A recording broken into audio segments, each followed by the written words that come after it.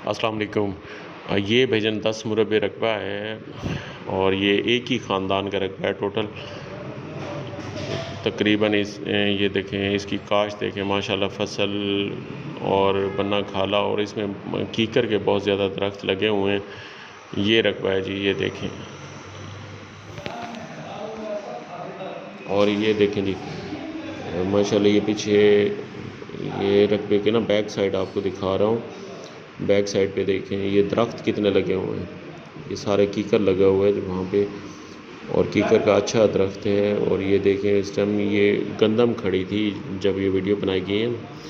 गंदम की फसल देखें माशाल्लाह, और माशाल्लाह अच्छी औसत आती है इस रकबे की। और ये पूरे हफ्ते का पानी इसी रकबे का है। नहरी पानी जो है, नहर बिल्कुल साथ है, और पूरे हफ्ते का रकबा इसी रकबे को लगता है, पूरा हफ्ते का पानी।